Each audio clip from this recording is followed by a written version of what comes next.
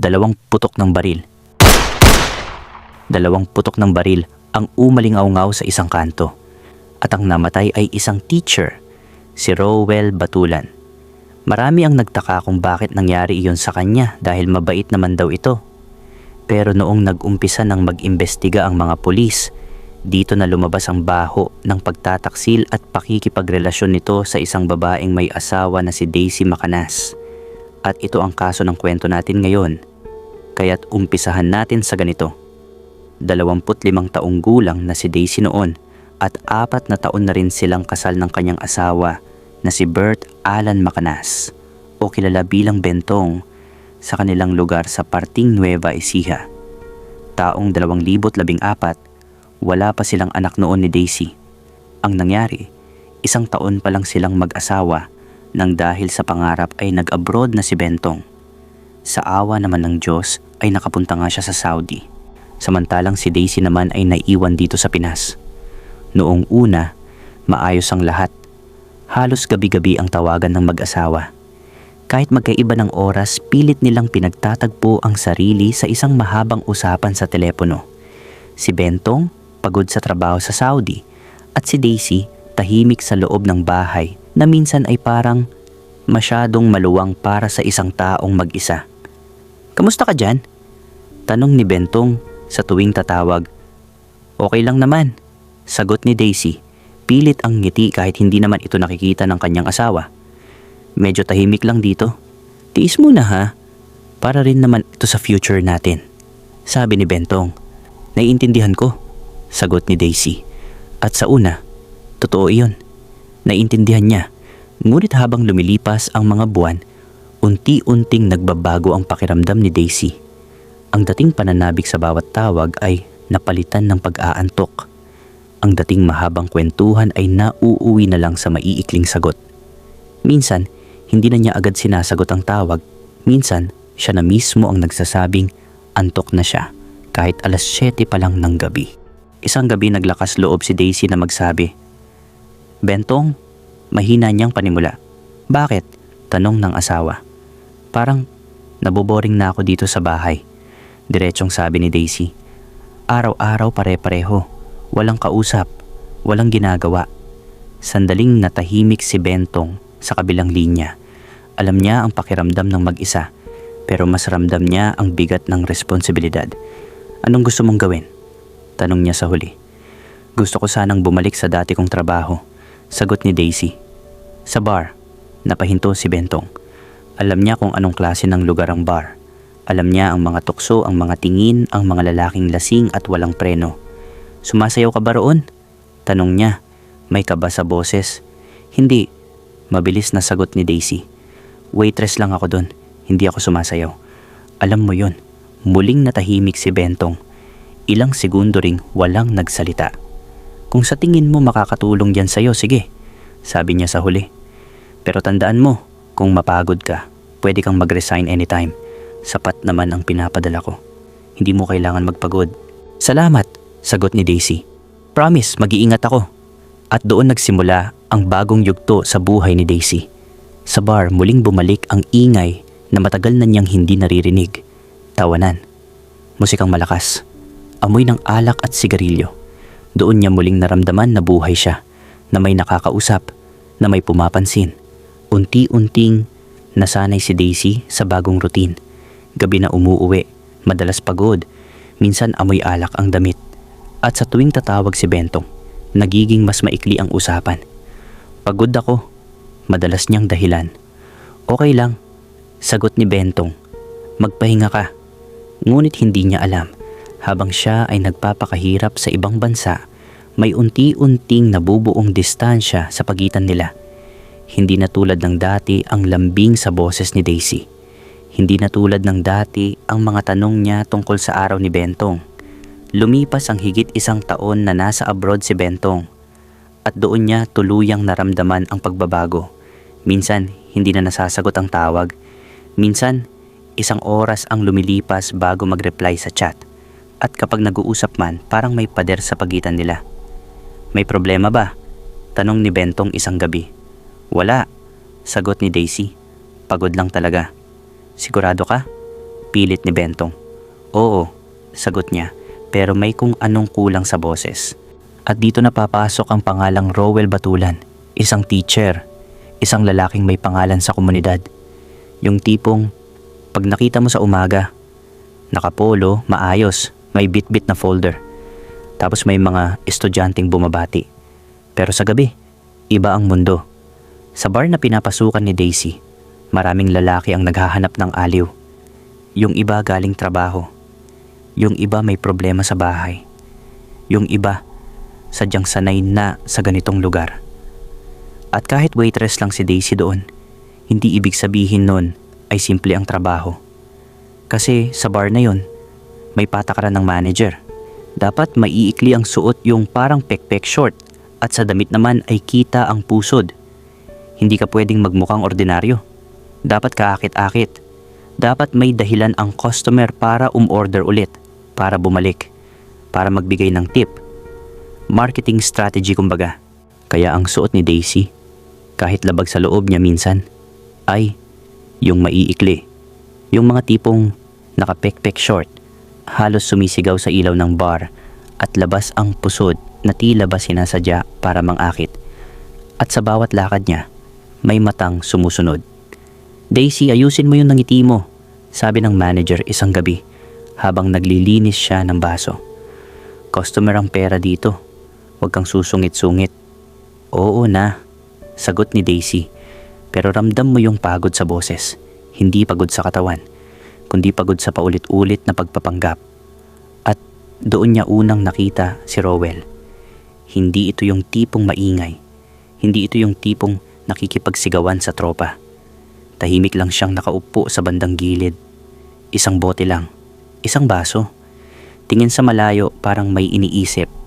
Napansin siya ni Daisy dahil iba ang aura. Parang hindi bagay sa lugar. Parang kagalang-galang. Lumapit si Daisy, dala ang menu. Sir, ano pong sa inyo? Tanong niya. Mahinhin pero automatic. Sanay na sanay. Tumingin si Rowell. At sa titig pa lang may kung anong tama. Beer lang, sagot ni Rowell. Yung malamig. Opo, sagot ni Daisy. Tumalikod para kunin ang order. Pero bago siya tuluyang lumayo, narinig niya ang boses ni Rowell na parang humabol. Dito ka ba talaga nagtatrabaho araw-araw? Huminto si Daisy. Bumaling siya. Oo, sagot niya. Bakit po? Umiling si Rowell, parang pinipigilan ang sariling magsalita. Wala, sabi niya, nagtaka lang. At sa gabing iyon, natapos ang shift ni Daisy na hindi niya namamalayang may isang customer na paulit-ulit ang tingin sa kanya. Hindi bastos, hindi manyak, parang may binabasang kwento sa mukha niya. Lumipas ang ilang gabi, bumalik si Rowell at muling si Daisy ang nag-serve. Sir, kayo ulit, sabi ni Daisy. May konting ngiti. Ewan, sagot ni Rowell. Parang dito ako napapadpad kapag magulo utak ko. Teacher po kayo? Biglang tanong ni Daisy kasi napansin niya yung ID lace na nakasilip sa ilalim ng jacket. Napangiti si Rowell, maliit lang. Oo, sagot niya. High school. Ang layo naman po ng teacher sa bar. Biro ni Daisy. Pero sa totoo lang, yun din ang tanong niya sa sarili. Tao rin kami, sagot ni Rowell. Napapagod din. Minsan, naghahanap din ng kausap tsaka aliw. At tumama kay Daisy yung huling salita. Kausap. Kasi si Daisy, sa totoo lang, yun ang wala sa kanya. Kahit kasal siya, kahit may asawang nasa Saudi, kahit gabi-gabi dati ang tawagan. Sa paglipas ng panahon, nauubos ang kwento, nauubos ang lambing, nauubos ang dahilan. Kaya nang may isang lalaking nakikinig, nang hindi siya hinahawakan, hindi siya binabastos, hindi siya binabara, kundi pinapakinggan lang, doon siya unti-unting lumambot. Minsan sir, sabi ni Daisy habang nag-aabot ng bote. Ang hirap din mag-isa. Tumingin si Rowell. Dahan-dahan. May asawa ka? Tanong niya, diretso. Napatigil si Daisy. Parang nahuli. Oo, sagot niya. Nasa abroad. At imbes na umatras si Rowell, mas naging maingat ang tono nito. Kaya mo pa? Tanong niya. Hindi agad sumagot si Daisy. Kasi yung tanong na yon, hindi siya sanay sagutin. Parang unang beses may nagtanong kung kaya pa niya. Lahat kasi ng tao sa paligid niya, ang alam lang dapat kayanin. Kailangan, sagot niya sa huli. Wala akong choice. Sa una, kwentuhan lang. Tungkol sa trabaho. Tungkol sa mga estudyante ni Rowell. Tungkol sa pressure sa pamilya. Tungkol sa pangungulila ni Daisy. Hanggang sa may mga text na, una, simple lang. Ingat pa uwi. Kumain ka na ba? Tapos naging mas personal. Ang ganda mo ngayon. Bakit parang malungkot ka? Hanggang sa isang gabi, nang sarado na ang bar at si Daisy ay nagliligpit ng mesa, lumapit si Rowell sa counter. Tahimik. Parang may baong desisyon. Daisy! Tawag niya. Oh? Sagot ni Daisy. Hindi na siya nagugulat sa boses nito. Pwede ba kitang ihatid? Tanong ni Rowell. Sir, okay lang. Sagot ni Daisy. Pero may panginginig sa dibdib. At sa sandaling iyon, may pader na nabasag sa loob ni Daisy. Kasi ang ganong klaseng concern, matagal na niyang hindi naririnig. Sumakay sila sa motor ni Rowell. Tahimik ang daan, hangin lang at ilaw ng poste. Daisy? Sabi ni Rowell habang nagmamaneho. Alam mo bang hindi ka bagay sa bar na yon? Bakit? Tanong ni Daisy, pilit na tumatawa. Kasi, hindi kayong klase ng babae na pang one night. Sagot ni Rowell. Hindi kayong basta-basta. Dagdag pa niya. Pagdating sa tapat ng bahay ni Daisy, bumaba siya. Tumayo sila sa dilim, pero walang umalis. Uwi na po kayo, sabi ni Daisy, mahina. Kung uuwi ako, sagot ni Rowell, babalik ka sa loob na mag-isa. Biglang hinawakan ni Daisy si Rowell sa kamay na para bang inaaya niya itong pumasok muna sa loob ng bahay. Ang bahay na ipinagawa ng kanyang asawa. Sumunod naman ang teacher. At sa gabing iyon, umaga na nang umuwi si Rowell ayon sa mga nakakita. Dahil nagbembangan na ang dalawa, isang bagay na hindi alam ng asawa niyang nasa Saudi, na kinakabayo na pala ng isang lalaki si Daisy. Dahil matapos ang gabing iyon, ay naging tuluyan ng ang kabit ni Daisy si Rowell. Simula noon, hindi na ito isang pagkakamaling minsan lang nangyari. Paulit-ulit na. Palihim, walang konsensya. Sa buong kontrata ni Bentong sa abroad, halos puro ipot na sa ulo ang naipon niya kahit hindi niya alam. Partida, patuloy pa rin siyang nagpapadala ng pera kay Daisy buwan-buwan. Walang palya. Para sa bahay. Para sa asawa. Para sa pamilyang akala niya ay buo pa rin. Samantalang dito sa Pilipinas, si Daisy ay may ibang inuuwian. May ibang kausap, may ibang pinapakinggan. At ramdam na ni Rowell na may mali na sa kanilang dalawa ni Daisy. Hindi na tulad ng dati ang mga tawag. Hindi na magaan ang usapan. Madalas, nauuwi sa away ang bawat video call. Ano ba talaga ang gusto mo? Tanong ni Bentong isang gabi sa video call. Halatang pagod sa trabaho. Hindi ko na alam, sagot ni Daisy. Malamig ang boses. Parang wala na to. Anong wala? Tanong ni Bentong. Mag-asawa tayo, di ba? Ewan, sagot ni Daisy. Baka mas mabuti pang maghiwalay na lang tayo. Doon laging nagsisimula ang gulo. Sa salitang hiwalayan, paulit-ulit na binabanggit ni Daisy. Parang sinusubok kung kailan bibigay si Bentong. Hindi, sagot ni Bentong sa bawat pagkakataon. Aayusin natin to pag uwi ko. Huwag kang magdesisyon mag-isa. Pero habang sinasabi iyon ni Bentong, hindi niya alam na may ibang lalaking nakaupo sa tabi ni Daisy matapos ang tawag. Isang teacher na tahimik lang kapag gabi pero matapang kapag walang nakakakita. Hanggang sa isang araw tumawag ang kapatid ni Bentong. Babae, nanginginig ang boses. Kuya, sabi nito. May sasabihin ako sa'yo. Sana handa ka. Ano yun? Tanong ni Bentong, kabado. May kabit si Daisy, diretso nitong sabi. Teacher, si Rowell Batulan. Parang binagsakan ng langit at lupa si Bentong. Hindi siya agad nakapagsalita. Sigurado ka ba? Tanong niya, halos pabulong. Oo, sagot ng kapatid. May ebidensya ako. Ilang segundo lang ang lumipas nang pumasok ang larawan sa messenger. Isang litrato. Isang kwarto. Magkasama. Nakangiti. Nakahiga. Si Daisy at si Rowell. Doon na nagtagpi-tagpi sa isip ni Bentong ang lahat. Ang pagbabago ng ugali. Ang madalas na away. Ang malamig na boses. Ang hiwalayan na paulit-ulit na binabanggit. Ang mas masakit, ang larawang iyon ay mismong galing sa social media account ng teacher. Ipinost, walang takot, Walang hiya. Buti na lang at na-screenshot ng kapatid niya bago ito burahin. Sinubukan pang hanapin ni Bentong ang account ni Rowell pero wala na. Burado na. Nakatago na. Galit na galit si Bentong. Tinawagan niya si Rowell sa messenger. Paulit-ulit, walang sagot. Chat ang sunod. Puno ng mura. Puno ng tanong. Lalabas ka rin? Isa sa mga huling mensaheng ipinadala niya. Pero imbes na sagot, block ang dumating. Si Rowell, si Daisy, parehong nawala sa messenger niya. Kahit ganoon, malapit na ring umuwi si Bentong. At sa bilis ng araw, dumating ang takdang panahon ng kanyang pag-uwi. Pinaghandaan ni Bentong ang pag-uwi niya.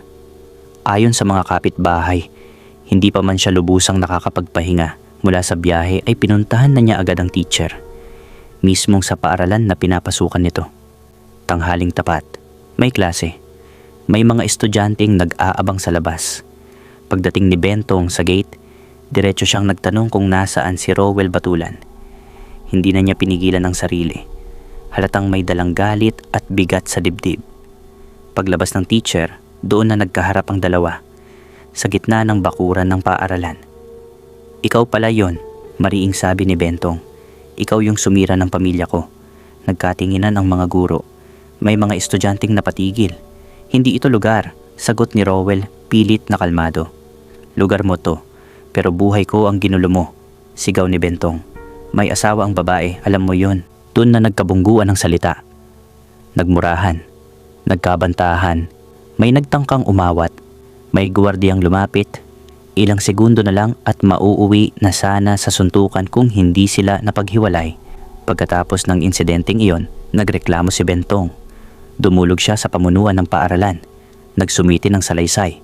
Ipinakita ang mga ebidensya, mga larawan, mga screenshot, patunay ng relasyon ng teacher sa isang babaeng may asawa. Ang reklamo ay tungkol sa imoralidad, sa asal na hindi angkop sa isang guro, at sa kahihiyan na idinulot nito hindi lang sa pamilya ni Bentong, kundi pati sa institusyong kanyang pinaglilingkuran. Pero sa huli, tila walang nangyari. Walang agarang aksyon, walang malinaw na parusa. Parang tinahimik ang lahat at doon lalo pang uminit ang loob ni Bentong. Dahil sa kabila ng lahat ng kanyang dinaanan, pakiramdam niya ay walang hustisyang dumating. At ang galit na iyon, unti-unting nag-ipon. At kay Daisy naman ay kabaliktaran ng ginawa niya. Dahil masasabi nating martir si Bentong dito, mga kaibigan. Dahil kahit nalaman na niya ang lahat, siya pa rin ang nagmakaawa kay Daisy. Ayusin natin, sabi niya isang gabi sa personal. Mag-asawa tayo. Pwede pa. At pumayag si Daisy. Hindi dahil nagsisi, kundi dahil siya ang may hawak ng sitwasyon. Siya ang may mas mataas na pride. Pero ito ang mas malala. Hindi alam ni Bentong na noong umuwi siya, buntis na si Daisy. Hindi pa halata. Tahimik lang. Walang imik. Hanggang sa lumaki ang tiyan.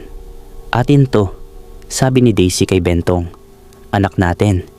At naniwala si Bentong. Ipininaako ni Daisy ang dinadala niya. Isang batang posibleng bunga ng pagtataksil. Isang batang maaaring sa teacher pala nagmula. Isipin niyo yun, mga kaibigan. Hindi ba ang lupit?